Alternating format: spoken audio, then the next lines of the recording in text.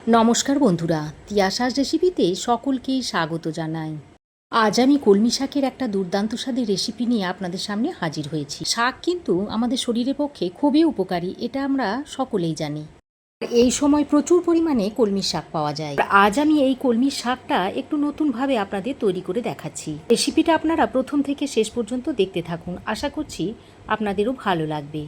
আর যদি ভালো লাগে তো অবশ্যই একটা লাইক করবেন, আর চ্যানেলে যদি নতুন হয়ে থাকেন তো চ্যানেলটাকে সাবস্ক্রাইব করে প্লিজ পাশে থাকবেন। তো চলুন আর দেরি না করে রেসিপিটা দেখে নেওয়া যাক। তো এখানে আমি এক আঁটি কলমি শাক নিয়েছি। এবার এই কলমি শাকটাকে বেছে নেব।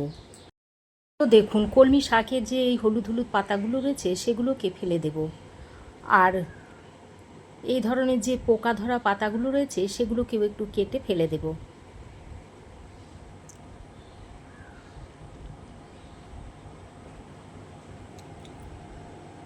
তো সমস্ত শাকটাকে এইভাবে বেছে নিতে হবে, আর এগুলোকে ফেলে দেব। এখন আমি এই কলমি শাকগুলোকে একটু কেটে নেব। এই যে গোড়ার যে মোটা অংশগুলো এগুলোকে কেটে ফেলে দেব। এগুলো দিলে রান্নাতে সেদ্ধ হয় না আর খেতেও ভালো লাগে না, তাই এগুলোকে আমি ফেলে দিচ্ছি। ফেলে দিয়ে এই শাকটাকে আমি একটু বড় বড় করে এইভাবে করে একটু কেটে নিচ্ছি। এরকম করে কেটে নিতে হবে।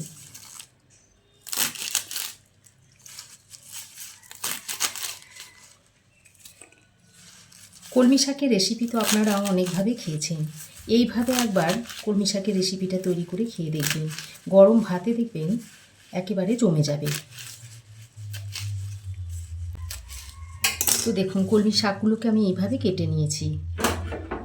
এখন আমি এই কলমি শাকটাকে একটা ঝাঁঝরির মধ্যে তুলে নিচ্ছি, তারপর এটাকে পরিষ্কার করে ধুয়ে নেব।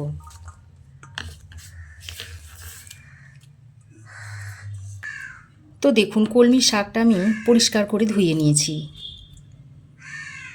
এবার আমি এই বেগুনটাকে কেটে নিচ্ছি। বেগুনের মুখটা কেটে বাদ দিয়ে বেগুনটাকে ডুমো ডুমো করে কেটে নিতে হবে। প্রথমে মাঝখান দিয়ে ভাগ করে নিলাম, তারপর এইভাবে আরও একটা ভাগ করে নিলাম। মোট 4টে ভাগে ভাগ করে নিয়েছি। তারপর একটু এইভাবে ডুমো ডুমো করে বেগুনগুলোকে কেটে নিতে হবে।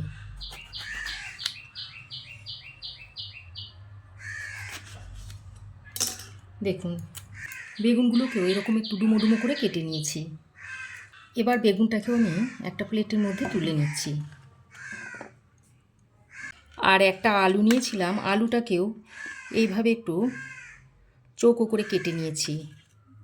তো দেখুন, এই রেসিপিটার জন্য আরও লাগবে পেঁয়াজ, রসুন কুচি, আর লাগবে বড়ি। এই রেসিপিটা করার জন্য প্রথমেই আমি একটা ভাজা মশলা তৈরি করে নেব। তার জন্য কড়াইয়ের মধ্যে দিয়ে দিচ্ছি একটা শুকনো লঙ্কা। শুকনো লঙ্কা যেহেতু ভাজতে একটু সময় লাগে, তাই আমি শুকনো লঙ্কাটাকে কাঁচির সাহায্যে এভাবে ছোট ছোট টুকরো করে নিয়েছি। তারপর কড়াইয়ের মধ্যে দিয়ে দিচ্ছি। এবার এটাকে কিছুক্ষণ নাড়াচাড়া করে নিতে হবে। তো দেখুন, কিছুক্ষণ নাড়াচাড়া করে নেওয়ার পর এবার আমি এর মধ্যে দিয়ে দিচ্ছি 1 চামচ মতো গোটা জিরে। গোটা জিরেটাও যেহেতু ভাজতে একটু দেরি হয়, তাই গোটা জিরেটাকেও লঙ্কা দেবার পরেই দিয়ে দিলাম। এবার গোটা জিরেটা দিয়ে লঙ্কার সঙ্গে আরও কিছুক্ষণ ভেজে নিতে হবে। গ্যাসের ফ্লেমটাকে লো টু মিডিয়ামে রেখে দিতে হবে। দেখুন, জিরেটাও আমি বেশ কিছুক্ষণ শুকনো লঙ্কার সঙ্গে ভেজে নিয়েছি। জিরেটা ভেজে নেওয়ার পর এবার এর মধ্যে আমি 1/2 চামচ মতো পোস্ত নিয়েছি, সেটা এর মধ্যে দিয়ে দিচ্ছি। আর পোস্ত যেহেতু ভাজতে খুব কম সময় লাগে, তাই আমি পোস্তটা শেষ বেলায় দিলাম। এবার শুকনো লঙ্কা, জিরে আর পোস্তটাকে আরও কিছুক্ষণ ভেজে নেব। তো দেখুন, জিরে, পোস্ত আর শুকনো লঙ্কা খুব সুন্দর করে ভেজে একটা প্লেটের মধ্যে সঙ্গে সঙ্গে নামিয়ে নিতে হবে। এবার এটাকে একটু হালকা ঠান্ডা করে গুঁড়িয়ে নেব। এবার কড়াই গরম করে দিয়ে দিচ্ছি সর্ষের তেল। তেল ভালোভাবে গরম হয়ে এলে 1 মুঠো বিউলির ডালের বড়ি আমি তেলের মধ্যে দিয়ে দিচ্ছি। এবার আমি গ্যাসের ফ্লেমটাকে হাইতে করে বড়িটাকে লালচে করে ভেজে নিচ্ছি। আর এইভাবে যদি গ্যাসের ফ্লেমটা বাড়িয়ে বড়িটা ভেজে নেওয়া হয়, তাহলে বড়িটা তেলটা খুব কম টানবে আর খুব তাড়াতাড়ি বড়িটা ভাজাও হয়ে যাবে। দেখুন বড়ির মধ্যে লালচে রং ধরে গেছে। এবার আমি এই বড়িটাকে একটা পাত্রে তুলে নিচ্ছি। বড়ি ভেজে তুলে নেওয়ার পর ওই তেলের মধ্যে আরও সামান্য 1 চামচ মতো সর্ষে তেল দিয়ে দিলাম। তারপর এই গরম তেলের মধ্যে 1/2 চামচ মতো 5 ফোড়ন দিয়ে দিলাম। আর দিয়ে দিচ্ছি একটা শুকনো লঙ্কা। শুকনো লঙ্কাটাকে অবশ্যই ফাটিয়ে দেবেন। তারপর জিরেটাকে কিছুক্ষণ তেলের মধ্যে নাড়াচাড়া করে নিয়ে এবার আমি এর মধ্যে আগে থেকে কেটে ধুয়ে রাখা আলুটা দিয়ে দিচ্ছি। এখানে আমি একটা মিডিয়াম সাইজের আলুকে ডুমো ডুমো করে কেটে নিয়েছি। আলুটা যাতে তাড়াতাড়ি নরম হয় আর ভাজা হয়ে যায়, তাই সামান্য পরিমাণে নুন দিয়ে আলুটাকে ভেজে নিতে হবে। তো দেখুন বেশ খানিকক্ষণ সময় নিয়ে আলুটাকে আমি এরকম লালচে করে ভেজে নিয়েছি। এবার আমি এর মধ্যে কেটে রাখা বেগুনগুলো দিয়ে দিচ্ছি। এবার বেগুনগুলো দিয়েও আলুর সঙ্গে আরও কিছুক্ষণ ভেজে নিতে হবে। তো দেখুন বেগুনটা দিয়েও আমি আলুর সঙ্গে আরও কিছুক্ষণ ভেজে নিয়েছি। এবার আমি এই মাঝখানটা এইভাবে একটু ফাঁক করে দিচ্ছি।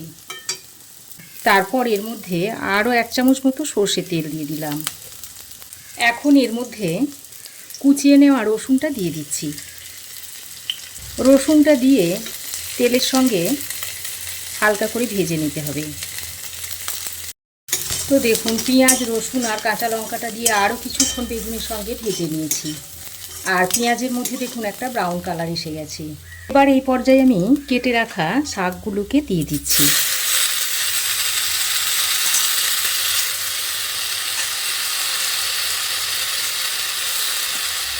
এবার শাকগুলোকে দিয়ে আলু বেগুনের সঙ্গে ভালো করে নেড়ে চেড়ে একটু মিশিয়ে নিচ্ছি। তো দেখুন শাকটাকে বেশ খানিকক্ষণ নেড়ে চেড়ে মিশিয়ে নিয়েছি।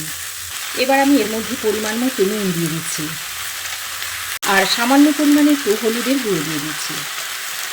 এবার নুন আর হলুদের গুঁড়োটা দিয়ে শাকের সঙ্গে ভালো করে নেড়ে চেড়ে মিশিয়ে নিচ্ছি। আর কলমি শাকের মধ্যে প্রচুর পরিমাণে জল থাকে, তাই এই সময় কলমি শাকের মধ্যে জল দেওয়া প্রয়োজন নেই। কলমি শাক থেকে যে পরিমাণ জল বেরোবে সেই জলটা দিয়ে কিন্তু কষানো হয়ে যাবে। দেখুন খুব ভালো করে নেড়ে চেড়ে মিশিয়ে নিয়েছি। তো দেখুন কলমি শাকটাকে আমি আলু বেগুনের সঙ্গে বেশ খানিকক্ষণ সময় ধরে কষিয়ে নিয়েছি। আর আজ আমি কলমি শাকের ভাজা করছি না, কলমি শাকের চচ্চড়ি বানাবো। তাই আমি অল্প পরিমাণে কলমি শাকের মধ্যে একটু জল দিয়ে দিলাম। এতে করে আলুটা ও শাকের ডাঁটাগুলো ভালোভাবে সেদ্ধ হয়ে যাবে। এবার জলটা দিয়ে আরও একবার ভালো করে নেড়ে চেড়ে মিশিয়ে নিচ্ছি। তারপর জল দিয়ে এইভাবে কলমি শাকটাকে বেশ কিছুক্ষণ রান্না করে নেব। আর কলমি শাক যদি ঢাকা দিয়ে রান্না করা হয় তাহলে কলমি শাকের সবুজ ভাবটা কিন্তু বজায় থাকে না, কালচে হয়ে যায়। তাই আমি ঢাকা ছাড়াই কলমি শাকটাকে এইভাবে সেদ্ধ করে নেব। তো দেখুন কলমি শাকটাকে আমি ঢাকা ছাড়াই আরও 3-4 মিনিট রান্না করে নিয়েছি। আর এতে করে দেখুন আলু খুব ভালোভাবে সেদ্ধ হয়ে গেছে, শাকগুলো দেখুন ভালোভাবে সেদ্ধ হয়ে গেছে। এবার আমি স্বাদের ব্যালেন্সের জন্য এর মধ্যে অল্প পরিমাণে একটু চিনি দিয়ে দিচ্ছি। তবে শাকের মধ্যে চিনি বা গুড় যে কোনো একটা দিতেই হবে। তারপর সব কিছুকে একসঙ্গে ভালো করে মিশিয়ে নিচ্ছি। তো দেখুন চিনিটা দিয়ে ভালো করে নেড়ে চেড়ে মিশিয়ে নেওয়ার পর যে ভাজা মশলাটা গুঁড়ো করে রেখেছিলাম সেটা এখন এর উপর দিয়ে দিচ্ছি। এইভাবে ভাজা মশলার গুঁড়ো দিলে শাকের টেস্টটা দ্বিগুণ বেড়ে যায়। আর যে বড়িটা ভেজে রেখেছিলাম তার মধ্যে থেকে দুটো একটা বড়ি এইভাবে ভেঙে দিয়ে দিচ্ছি আর বাকিটা গোটা দিয়ে দেবো। এইভাবে অল্প একটু ভেঙে 2-4টে বড়ি দিয়ে দিলাম আর কয়েকটা বড়ি গোটা গোটাই দিয়ে দিচ্ছি। এবার আবারও সব কিছুকে একসঙ্গে ভালো করে নেড়েচেড়ে মিশিয়ে নিচ্ছি। তো এইভাবে নেড়েচেড়ে মিশিয়ে নিলে রেসিপিটা সার্ভ করার জন্য একেবারেই তৈরি। তো এখন আমি গ্যাসের ফ্লেম বন্ধ করে আপনাদের সার্ভ করে দেখাচ্ছি। এবার এটা আপনারা গরম গরম ভাতের সঙ্গে সার্ভ করে দিন, খেতে অত্যন্ত সুস্বাদু হয়। তো দেখুন, পুষ্টিগুণে ভরপুর কলমি শাকের রেসিপিটা এখন তৈরি হয়ে গেছে। আর দেখুন, দেখতে কত সুন্দর হয়েছে। আর এটা দেখতে যেমন সুন্দর, তেমনি খেতেও কিন্তু অসম্ভব টেস্টি হয়। তো এভাবে আপনারাও একবার বানিয়ে খেয়ে দেখুন, আর কেমন হয়েছে অবশ্যই একটা কমেন্ট করে জানান। আশা করছি আমার এই আজকের রেসিপি আপনাদের ভালো লেগেছে। ভালো লাগলে একটা লাইক ও শেয়ার করবেন। পাশে থাকা বেল আইকনটা অবশ্যই প্রেস করে দেবেন। আর আমার চ্যানেলে যদি নতুন হয়ে থাকেন তো প্লিজ চ্যানেলটাকে সাবস্ক্রাইব করার অনুরোধ রইল। আজ এ পর্যন্তই। আবার দেখা হবে নতুন কোনো রেসিপি নিয়ে নেক্সট এপিসোডে। সে পর্যন্ত ভালো থাকবেন, সুস্থ থাকবেন। ধন্যবাদ।